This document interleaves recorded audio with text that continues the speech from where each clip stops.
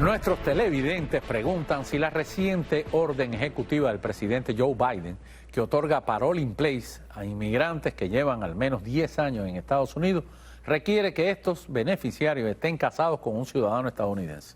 La respuesta es que no es necesario estar casado formalmente, incluso un matrimonio no registrado puede calificar. Bueno, pero para más detalle de esto, qué mejor que consultar a nuestra experta en inmigración, la abogada Laura Jiménez. Bienvenida, Laura, ¿cómo estás? Hola, buenas tardes, Camilo, muy bien. Qué bueno. Camilo, una pregunta muy interesante. La respuesta es que sí tienen que estar legalmente casados por la ley civil, ya sea de su país de origen o de Estados Unidos.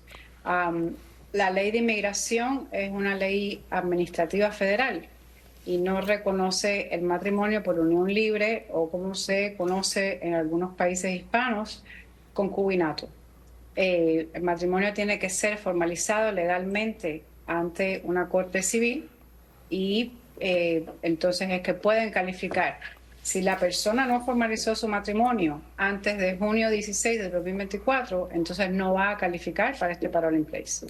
Y el reconocimiento de unión matrimonial no formalizada, que es un proceso muy común en nuestros países. O sea, decir, a esta altura yo quiero que me reconozcan como casado por los últimos 10 años. ¿Eso es posible?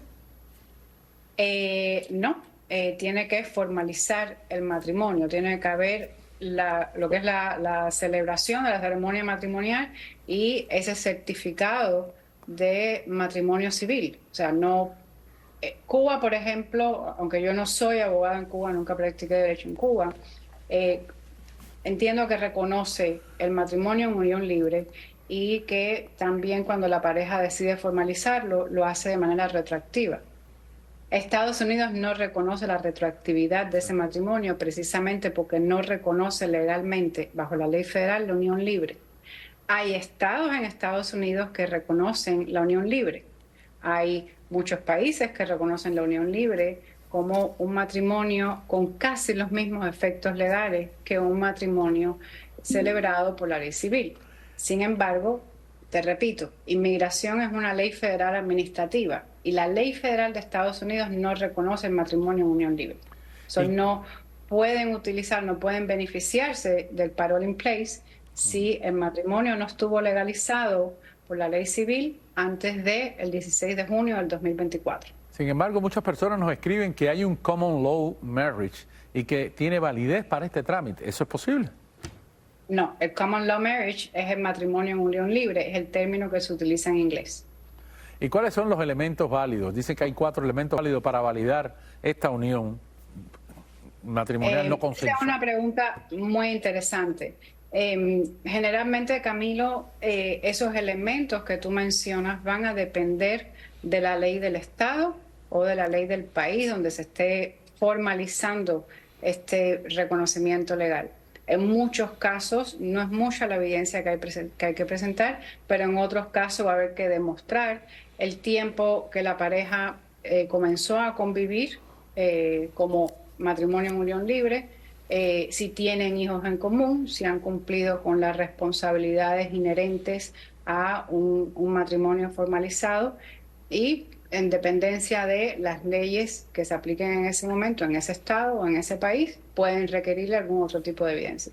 O sea, que esto no es que usted se casó con esas trampas que se hacían para venir a los Estados Unidos con una persona hace 10 años, no la vio más nunca y ahora se presenta y dice, bueno, esta es mi pareja. Es como cuando se presentan las visas de novio, hay que demostrar que saliste, que paseaste, que tienes fotos, cosas así. Exacto.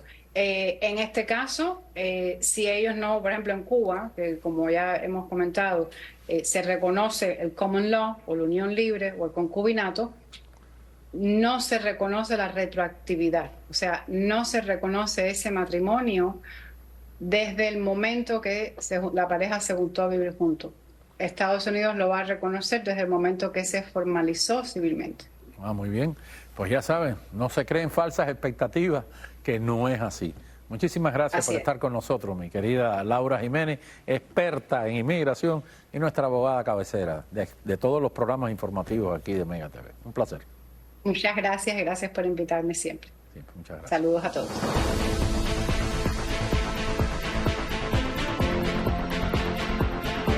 Esto que le vamos a presentar da risa, pero también da ganas de llorar. Es tendencia en las redes sociales una peluquera que es víctima de la broma de su jefe que le hace creer que se sacó el premio de $1 millón con un raspadito de la lotería. Vean ustedes.